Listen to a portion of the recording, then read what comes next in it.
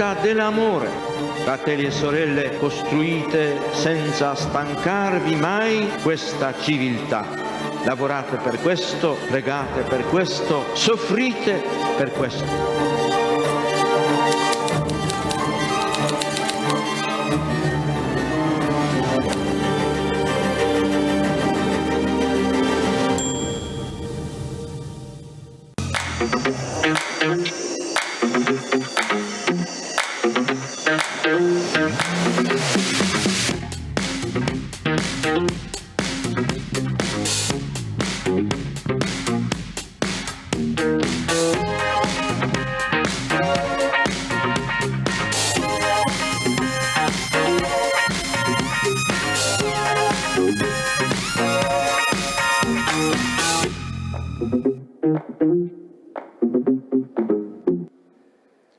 Benvenuti a tutti. Welcome, everyone. Welcome, everyone, to this session, which takes place at the end of the 43rd meeting for Friendship Among People. The title of the session is Doing Business in Healthcare. It is within a series of sessions on healthcare, but a passion for the person is our main guideline. Thank you to all the speakers who are here with me. We have Fabio Biondi, founder and president of Diatech Pharmacogenetics, Sergio Daniotti, president of Banco Pharmaceutico, and Luke Zongo, a priest from Burkina Faso, and he is in charge of a hospital in Burkina Faso. And during the session, you will understand what he's dealing with and what he wants to do. The idea of this session came out talking to some friends of the meeting, and we asked ourselves a question. Doing business in healthcare. What does it mean to do business in healthcare? Why should men set up a company? Why should men create something in the healthcare, for healthcare? And so starting from the title of the meeting this year. So we will be talking about different companies here. We have Banco Pharmaceutico, which is not a company, but it is a third sector entity, social enterprises in the past. Its aim is not to make profits, but rather to meet health needs. Fabio Biondi is going to talk about his story as an entrepreneur. He set up a company with a turnover of different millions euros this year. And he also is meeting the needs of people in terms of health. And Father Luke is dealing with a hospital in Burkina Faso with 200 beds. This country is not up to the same standards of health in Italy, but he is implementing a project out of his desire to meet the needs of health in his country. And the aim of this session is to understand what they are doing and why people who are so different want to create enterprises, companies in different contexts to help people. Without further ado, I will give the floor to Sergio Daniotti, president of Banco Pharmaceutico. It was set up in the year 2000. First of all, thank you, Riccardo, and thank you to the meeting for inviting us here. Banco Pharmaceutico has been existing since the year 2000, so it's now turning 23. I have some slides to show you, so I will stick to the 10 minutes given.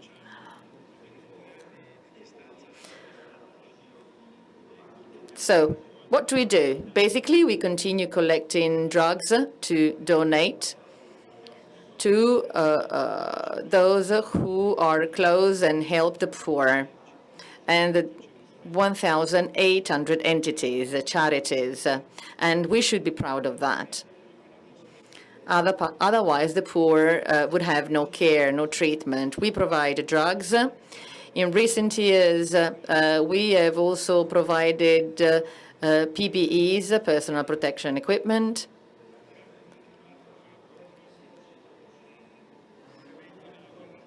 Unfortunately, with the war in Ukraine, we have also had to provide commodities under the emergency situation.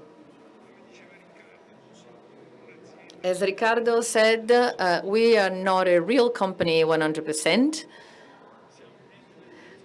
We are a third sector entity. We do believe in what we do, and our shareholders are the poor, as in the money. And the goods and the commodities that we handled are not ours. They are not for the poor, but they are owned by the poor. So we try to redistribute wealth that they don't have. In order to do that, as we operate in the field of drugs, we need to interact on the one hand with institutions and authorities controlling drugs, and on the other with the market. So Banco Farmaceutico is a private entity. It's not a company, but it must be viable from an economic standpoint. Otherwise, it cannot work properly. And in order to work adequately, we need to have professionals with us. We need to be able to innovate. We need to be quick to meet the new needs and the new situations. And we also have to have internal know-how to manage drugs. So ours is not a company, because the first corporate responsibility of a company is to make profits and not to fail. Our aim is not to make profits, but we must be viable from an economic point of view, and we need to have professionals working with us that can usually be found in a pharmaceutical company.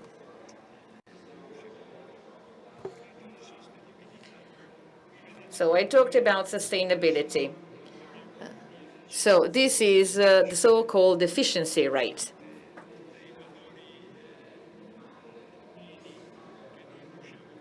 So you have a certain number of goods, and here you can see the impact on our costs, which is lower than 5%. So it's quite a good level. It's quite a good result. It's a good result because drugs are commodities with high economic value. So we are cheap compared to the value that we can distribute. Our cost is correct, I would say, because for each euro which is invested in Banco Farmaceutico, we can generate 21 euro of goods that are given to the poor and to charities. And this is a very important criterion for us. Here you can see what we're most focusing on, Giornata di raccolta del farmaco, as in the drug collection day. In the year 2000, Banco Farmaceutico was set up because some pharmacists in Milan decided to organize the first day to collect drugs at a national level. Now, in order to organize the day, it is important to have pharmacists on board. In 2022 and in the past years, we have more than 5,000 pharmacies joining the initiative, and then inside pharmacies, there are many pharmacists, tens of thousands of pharmacists who help us for not one day, but for a week. There are volunteers, many of them, 18,000 volunteers working with us, and there are also citizens.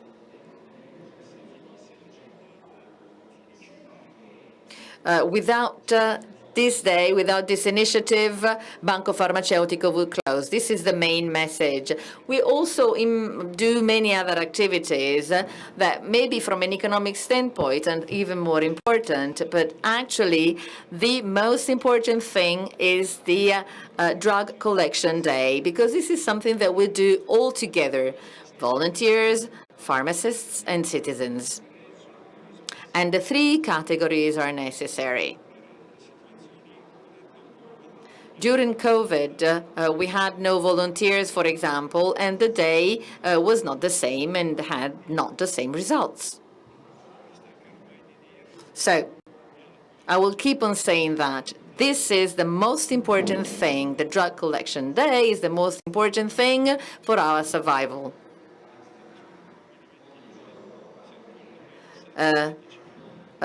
In 2023, there's going to be a week in February where we're going to collect drugs. So I invite you all to participate and to donate drugs.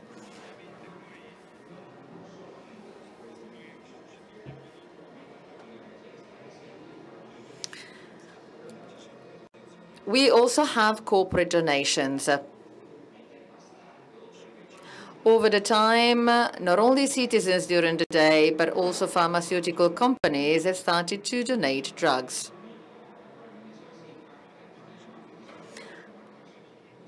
Quite considerably, significantly. During the day, for example, we can only collect counter drugs where no recipe is needed, whereas companies are also donating us prescription drugs, which we deliver to some hundreds of entities who are working with specialists and doctors. From an economic perspective, this is also a significant initiative that was launched 12 years later.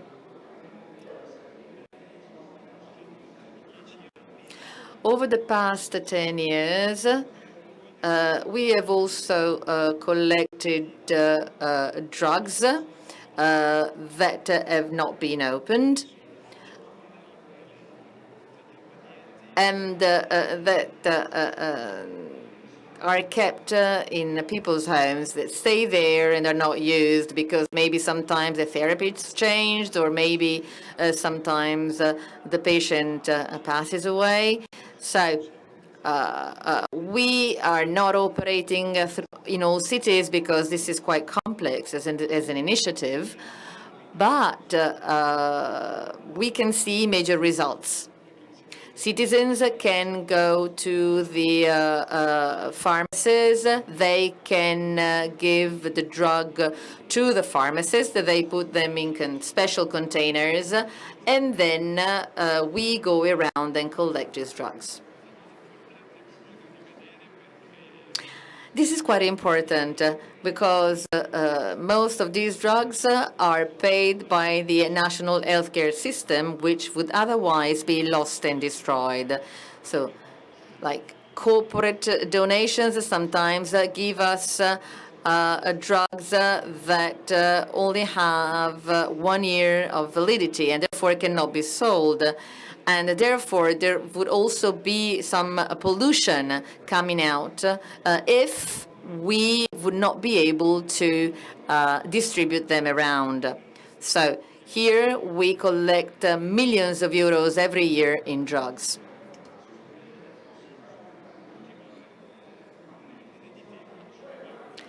The latest initiative was implemented for Ukraine. At the beginning, somebody said that maybe an extraordinary collection should be made in pharmacies. Together with the Association of Pharmacies, we said that we were not willing to do that, so we organized something different. We collected donations from companies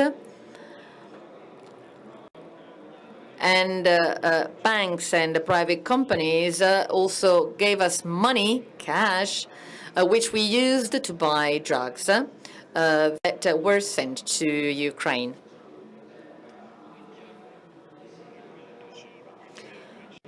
we collected only drugs that were requested, and we sent 25 tons of drugs, which is just a drop compared to the current needs.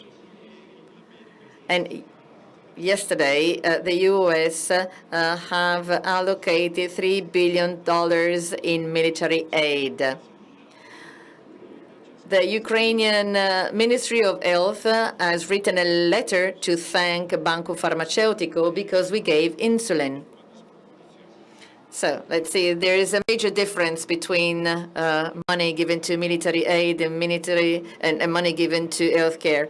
Well, I would like to stop this initiative because that would mean that war stops, and also because we should also help Ukraine from an economic point of view. So this is the pandemic. As I said, we worked during the pandemic, and there we decided to buy PPEs before we were not working with procurement, and therefore we had to start working on something new. That was very important because otherwise doctors would not be able to operate. So we have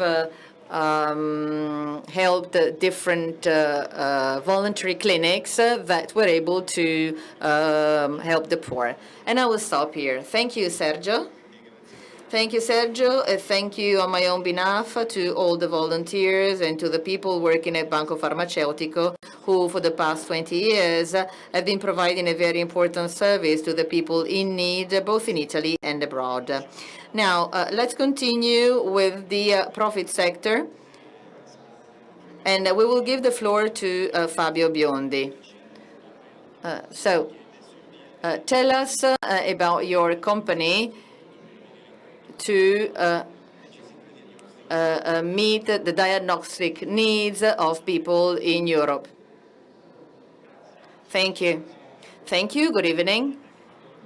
Diatech Pharmacogenetics is a pharmacogenetics company. Pharmacogenetics is a new discipline. It means studying how genetics has an impact on therapies. We started to develop pharmacogenetic tests because cancer therapy is of the utmost importance. Cancer is the second disease by cause of death, in terms of cause of death, because treatment causes very severe consequences, as we all know. Our company was set up as a biotech company working on diagnostics for microbiology tests. And 10, 12 years ago, on the market, the first biological drugs came out. They were targeted drugs, and they were very expensive. They tended to turn the disease into something chronic, into a chronic disease. So they provide a major solution, but they have a major flaw, as in they're not effective on all the population, on the genetics of all the population. Hence, a new niche was created because these drugs are effective on condition that the DNA of tumor cells of patients are affected. So they must be tested because they're very expensive. Therapies can cost up to 80, 90,000 euro a year. So in order to make them available to everyone, to the whole population, we have to exclude from the therapy, unfortunately, those cases, those people whose drug would have no effect. So it is a form of democratization, so to speak, because they can be given to everyone. We also do tests to study the genes we have from birth, because even in chemotherapy, for example, which is still very trendy, some drugs are quite toxic. For example, the chicofluorouracil, which is the most common drug in oncology, it kills itself in 5 out of 1,000 cases. So today it's common practice to test the patient before the therapy. Our company has almost 65, 70 people. Employees, 85% have a degree or have made PhDs.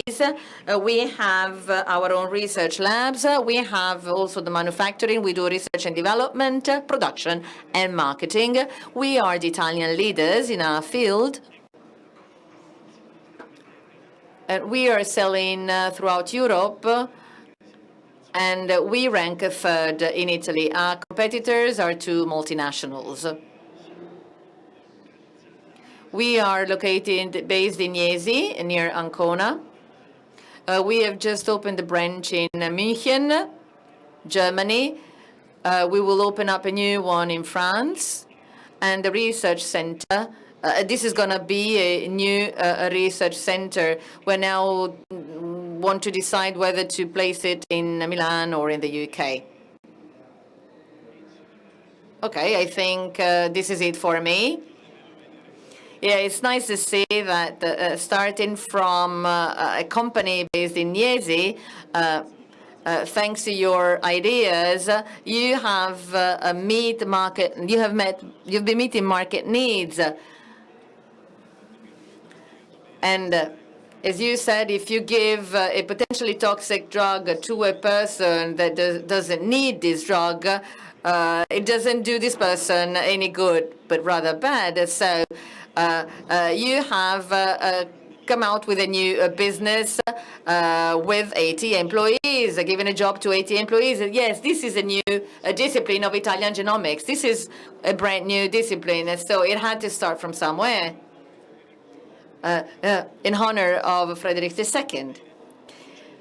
Okay, now let's travel from Jesi in the region of Marche to Burkina Faso. And now I'm going to give the floor to Father Luke Zongo, who is a priest, a chameleon.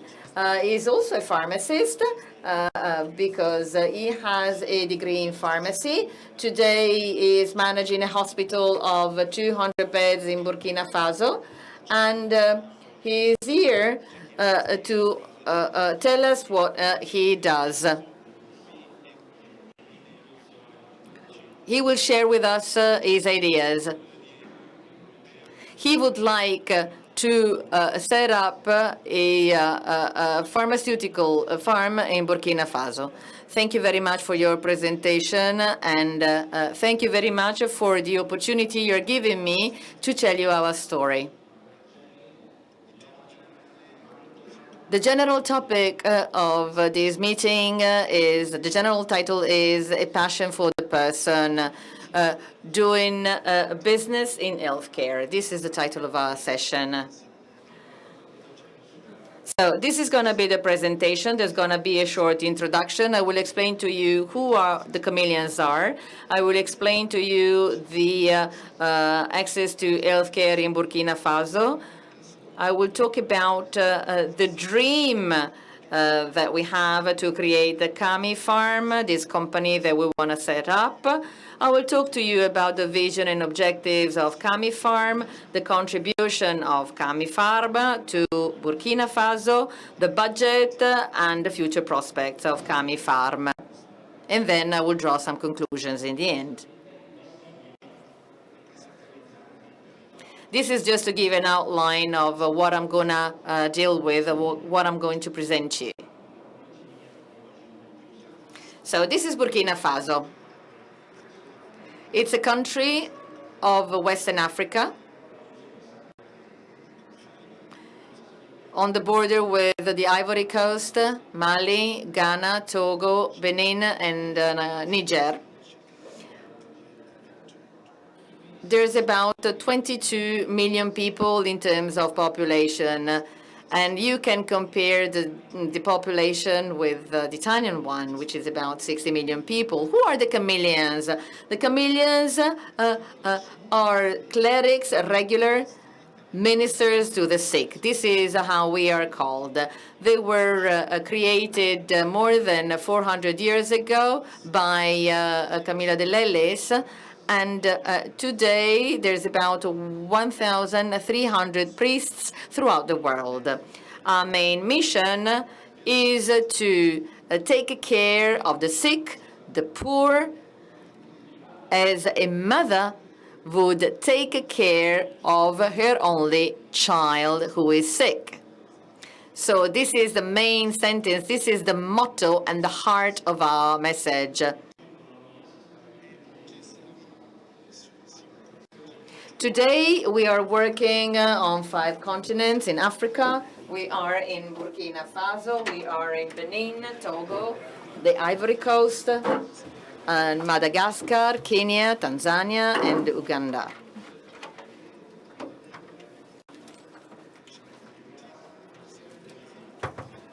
So this is just an overview of the healthcare context of Burkina Faso and access to drugs in our country. More than 65% of the population has no permanent job. And 50 euro a month is the average income. So our social context is poor.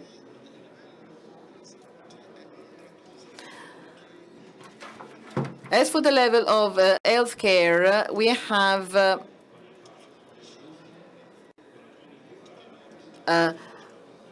different points of sale where drugs are sold. I'm talking about points of sales and not pharmacies because drugs are not only sold in pharmacies. Almost 50% are sold in these points of sale for the most common products. At least 50% out of the 50 products that are mostly used cannot be found everywhere. The cost of care for non-transmissible diseases, as in antidiabetics or antidepressants, can cost up to 3-5 days of work.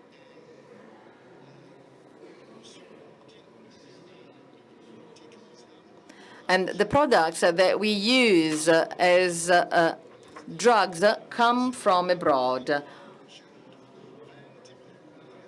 We import 220 million a year of drugs.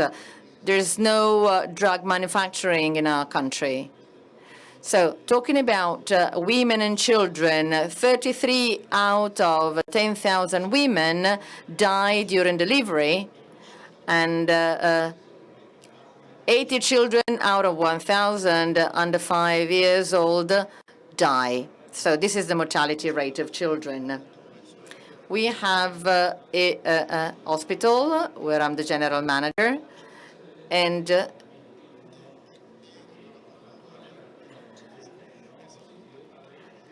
it is a bigger hospital compared to other hospitals in the country, and it provides different tests. We have an MRI, we have scanners, we have a lab, and every day we meet about 1,500 patients.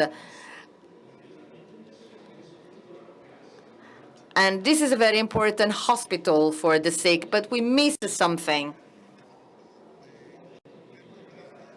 We need something to treat people, because we can make diagnosis, but we have no drugs. So Camifarm will be a tool to help us in that.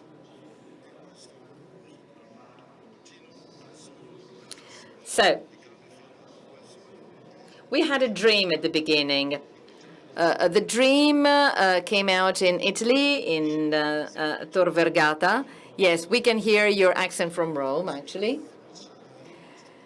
Yeah, because I was studying pharmacy there, and during a course on pharmaceutical technology, I was in my second year, I came out with this dream. I wanted to do something to help my people. For example, with the preparation of a simple saline solution. But we needed to import everything now in Burkina Faso. Clearly, we also have to pay for transport. So that was a dream in 2012. Then the dream stayed there for a while until 2021.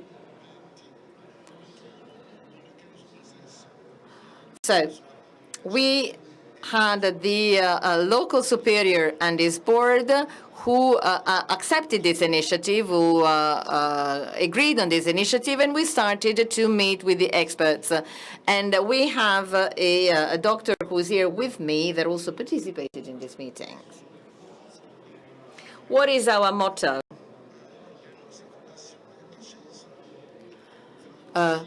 Our dream, our mission is to provide access to quality drugs. This is what is missing in order to provide a full treatment in our chameleon institutions. So our vision is to be a company of chameleon pharmaceutical manufacturing that can cover the needs in terms of essential drugs for the main diseases of Western Africa and Burkina Faso in particular. Basically, we want to ensure production and manufacturing for our own hospital and bit by bit for other hospitals in the country. So the aims are to produce the 9 essential drugs that have been selected. We have already worked to select these main drugs for the past 3 years. The second aim is to ensure the availability, quality, efficiency, and effectiveness of some drugs for non-transmissible diseases like diabetes, depression, and others.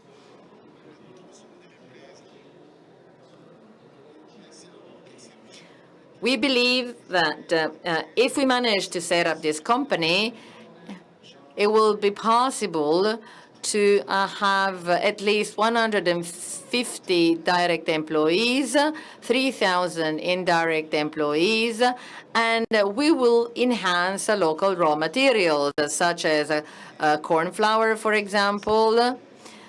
According to the WHO, 32 to 48% of drugs, especially those against malaria, have a poorer quality.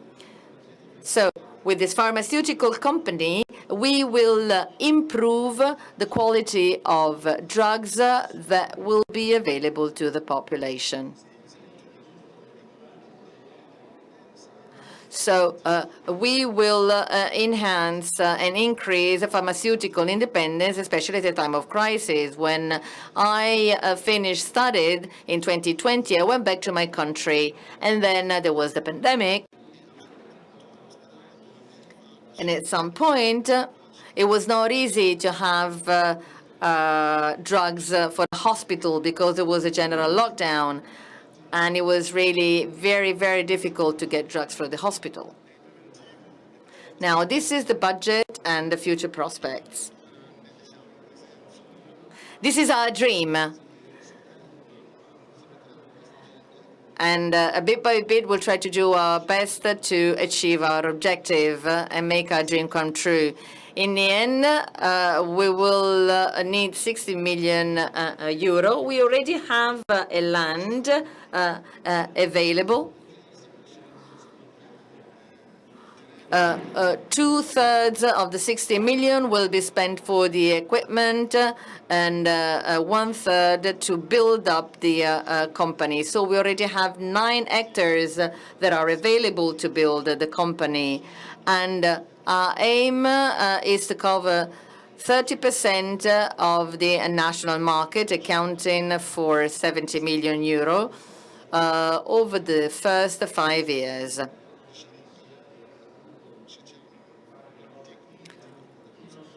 To conclude, according to Article 45 of our Convenient Articles of Associations, by promoting health, by treating diseases and soothing pain, we can cooperate to the work of God the Creator. We can glorify God in the human body, and we express a faith in resurrections. And so Camifar want to provide a best cost effectiveness ratio in order to help the sick. Thank you. Thank you, Father Luke. Certainly, this is just the beginning, and maybe in 3 or 4 years, we will be able to meet again, and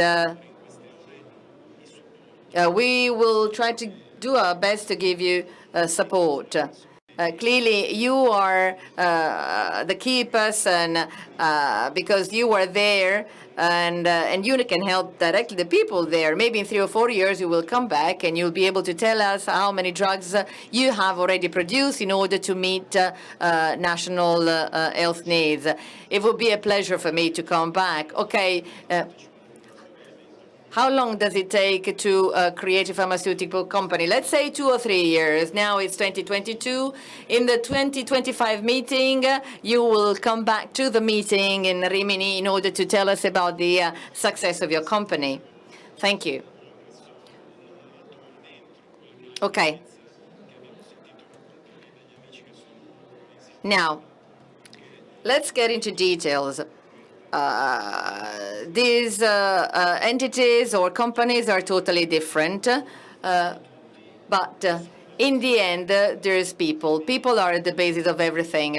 So Father Luke talked about the reason why San Camillo started to take care of the sick, and now with the second round of questions, I'm going to ask a more personal question to the speakers in order to understand why in their daily life want to work in this sector in order to meet the needs, the health needs of people. Why do they get up every morning and they want to work on that? And I was struck by a sentence.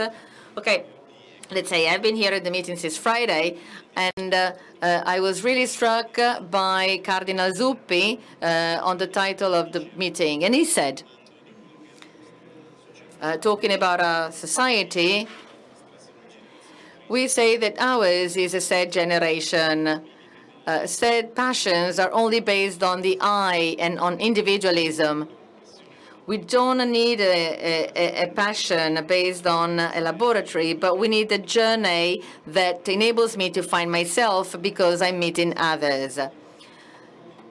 Hence, a question has come to my mind. How have you started to walk along this journey? So I will immediately give the floor to Fabio to tell us about his experience as an entrepreneur and why is he doing what he does every day and how has he started? È un lavoro durissimo. But that of the entrepreneur is a hard work. I remember the first year as some kind of punishment, so to speak. Now that we have achieved a great target, I'm still obsessed about what I'm going to do in 5 years' time. It is in a way,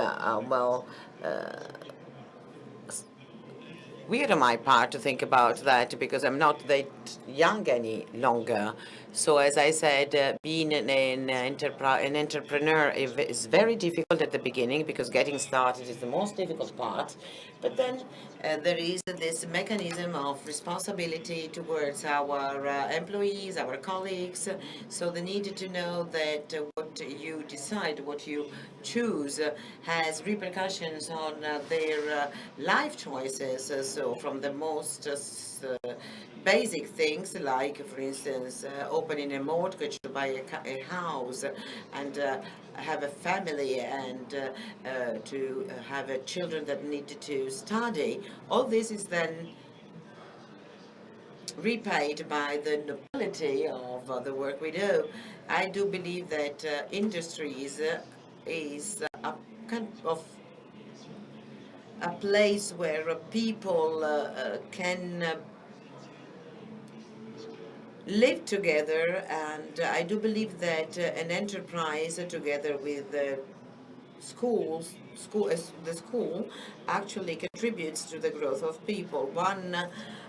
The things that really make me proud are not so much our economic results, even though they're quite good, but rather the fact that 6 or 7 people that worked with us actually managed to take a university degree. So this really makes us proud, and it helps us to work together with the society. Then, well, obviously, any kind of job it can be a noble job. But creating something is always something beautiful.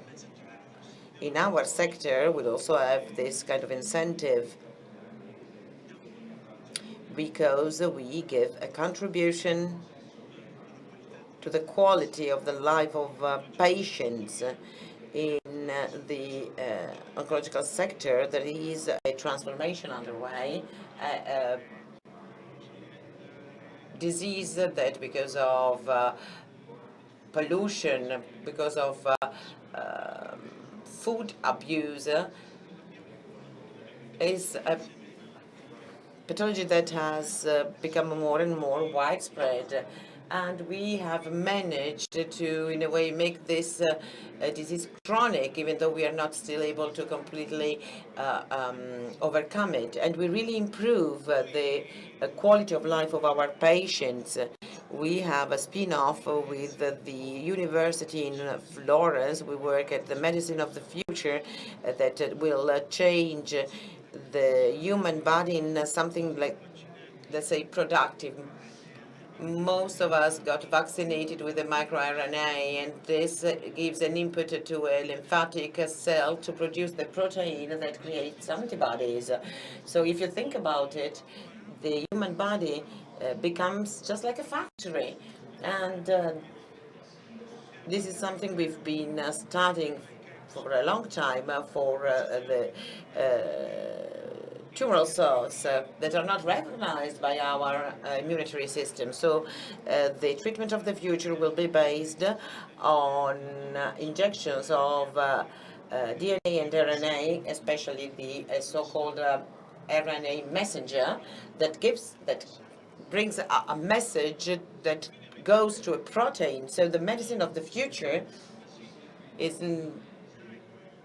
will be less invasive, cheaper, and we believe it could be accessible to everyone. So, well, to take part in this competition is really great. And from my personal point of view, I can say that my wife sometimes says, you have a lover, your lover is your own company. It's a joke that we have, but, well, that's the way it is. It's not just me. I think that anyone in my shoes would do the same. Thank you. Thank you for your passion, for the passion that you put in everything you do. Father Luke, you've got a lot of things to do in the next few years if you want to create a factory in Burkina Faso. So what really moves you at the moment when you manage the hospital, and how do you face all this with reference to what you were saying about San Camilo at the beginning of your presentation? Thank you for asking me this question. Actually, and that's my mom who told me, when I was just 2 years old, I was ill, I was sick, I was almost dying. She went to a traditional doctor who was at the same time the doctor and the pharmacist, and he gave her some leaves of pharmaceutical plants, and she prepared some kind of herbal tea, and I was saved and I was healed.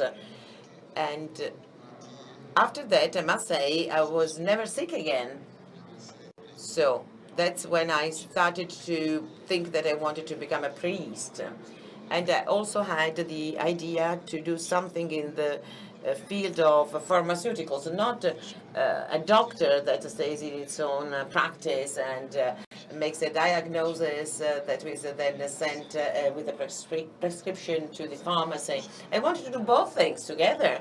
And then I heard about this religious community where it was possible to be both priest and do something in the health field.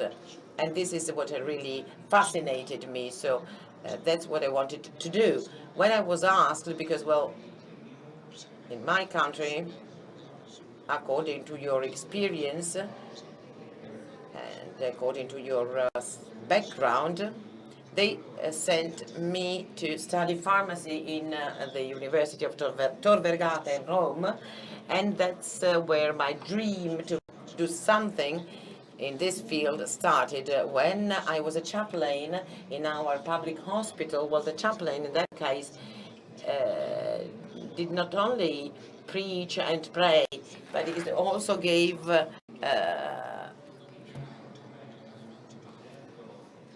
people and patients some medicines, and because medicines are really scarce, and so that's where my passion started. So when I went back, when I graduated, I took a PhD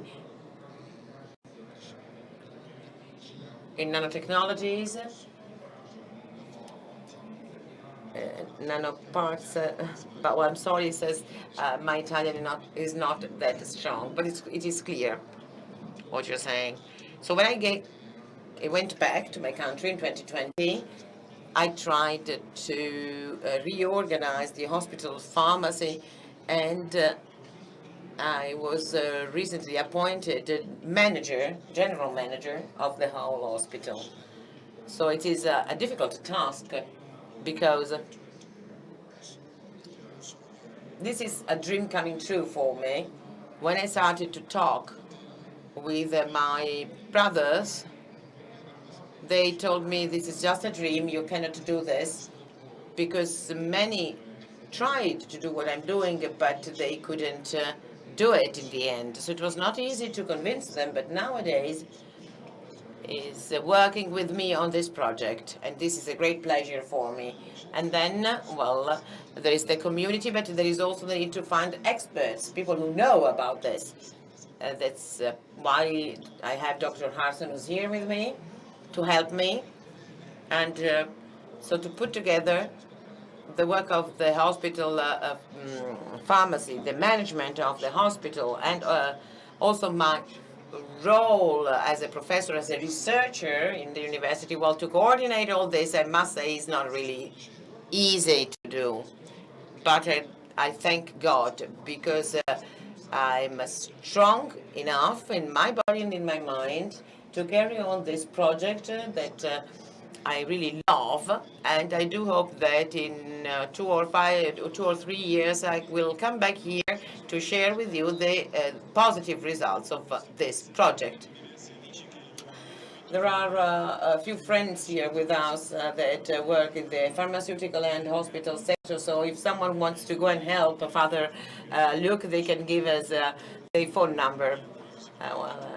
But you can be found on internet, I believe. So also our friends that are connected through YouTube, if they are interested, they can help. Well, 3 years to create a pharmaceutical workshop is not easy, but if you are helped, then I'm sure that in 2025 you will be able to tell us how much pharmaceutical products you have manufactured in your factory. Sergio, for those who don't know him, is a doctor. He worked within the pharmaceutical company, and he has was a CEO of the Boehringer, which is one of the biggest companies in the pharmaceutical sector in Europe. And following the invitation of a few friends, me included, he, instead of enjoying his retirement, he decided to manage this project E la provocazione di that that is to say, the project of the Banco Farmaceutico. And what made you start working with this? And since you are quite a dynamic person, you also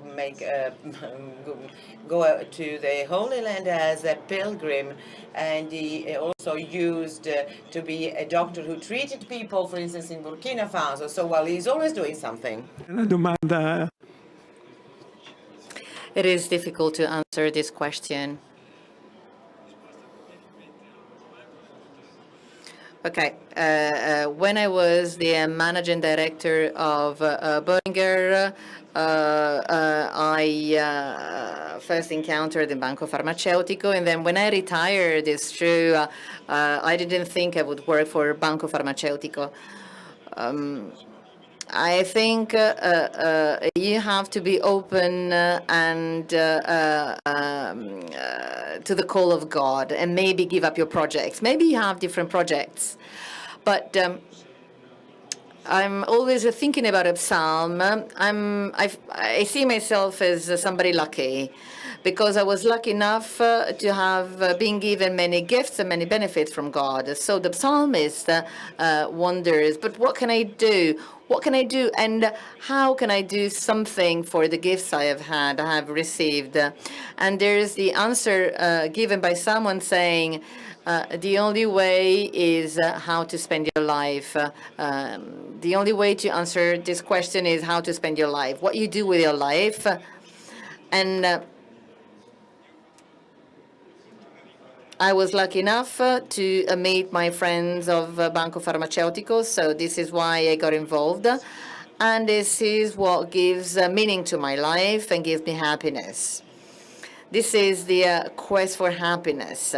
And this is also important to find my happiness. And you need to recognize that you have to share the gifts you have given. If you only keep to yourself the gifts you have been given, it's difficult to be happy. I don't know whether I've given you an answer to your question. Yeah, this is true. Thank you for your answer, because that leads me to the final round of questions. We have to close in 8 minutes. So you were talking about your life and the way you spend your life. Now, today we have heard 3 speakers of different ages and different nationalities and different contexts. And in different ways, they have shown us how it is possible to spend one's life by getting directly involved in what you do out of a desire of happiness, moved by desire of happiness, trying to meet the needs, the health needs of people surrounding us. And even our chairman could tell us how he spends his life. Yeah, sorry, I'm asking the questions. I'm not giving an answer to the questions. Maybe next year I could be a speaker and answer to the questions. But here I'm just asking them. I am the managing director of the second company of generic drugs in Italy. And I'm willing to help you, to help Banco Farmaceutico, and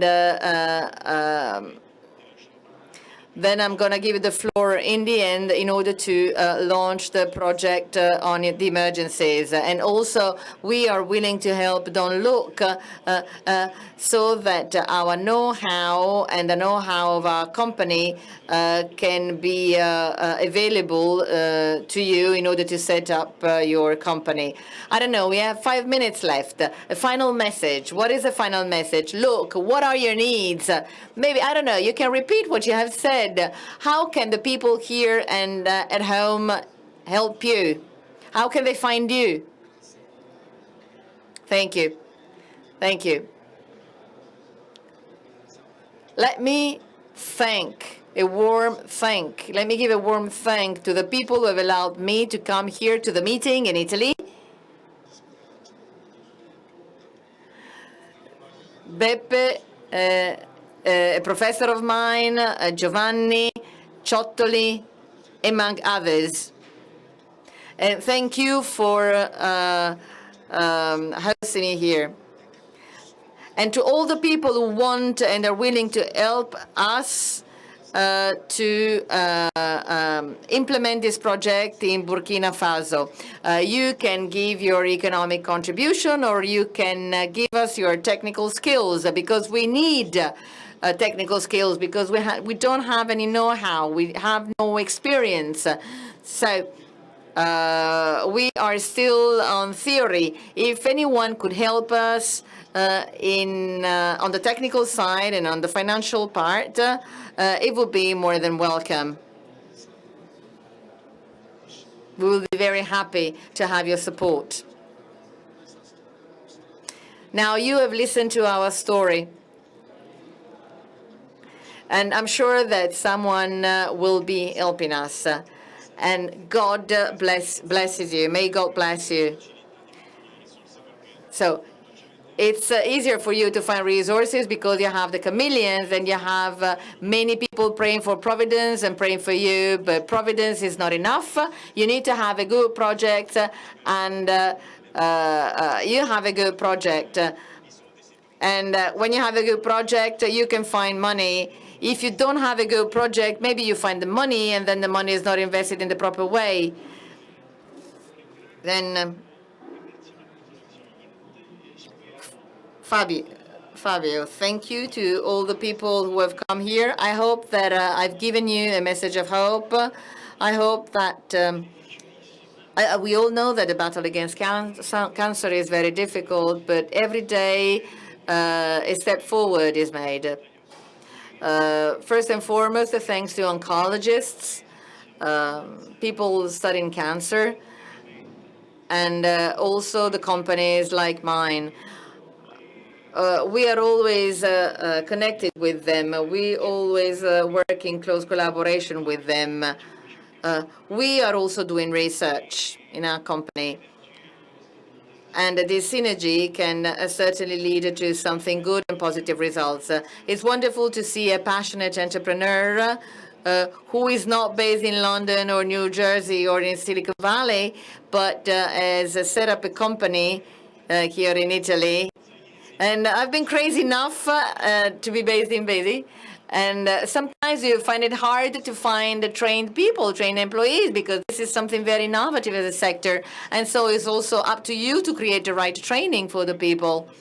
Yeah, there are people coming from all over Italy, but maybe this is not enough. Thank you for being here with us. Thank you. Sergio, one last message on the emergency. Now, there's going to be a project for the future of Banco Pharmaceutico. Hopefully it will be successful thanks to the support of companies like Riccardo's. We want to be ready for emergencies.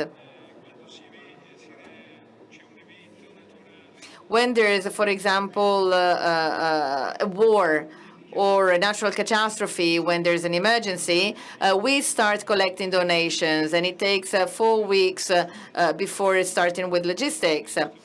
So we would like to implement this project. We would like to have a stock of drugs so that in 24, maximum 48 hours, we will be able to open up a hospital. I mean, we would give the drugs to the entities that are able to open up hospitals, like the Red Cross or many others.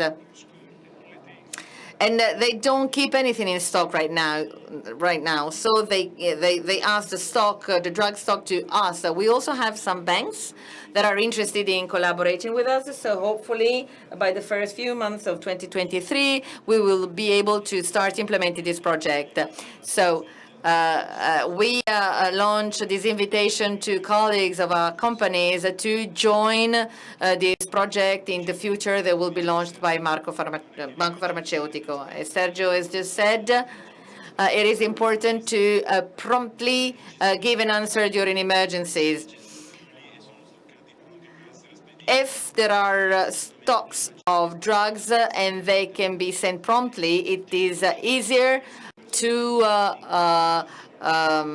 give an answer and organize the answer during the emergency. Thank you very much to the meeting, because for the past 43 years it has enabled us to meet together, to have an exchange together, to have a dialogue, and to come out of these sessions willing to fight in our daily life in order to do it at our best.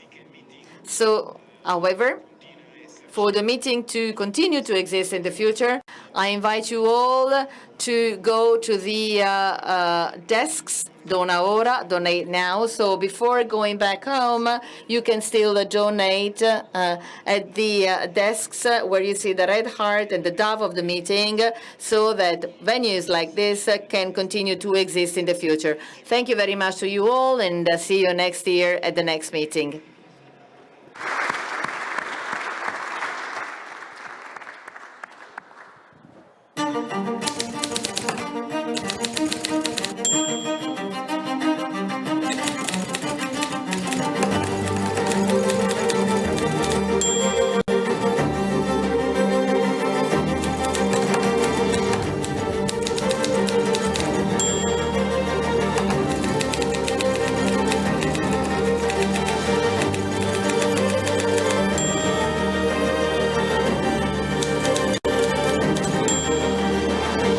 Civiltà dell'amore, fratelli e sorelle, costruite senza stancarvi mai questa civiltà.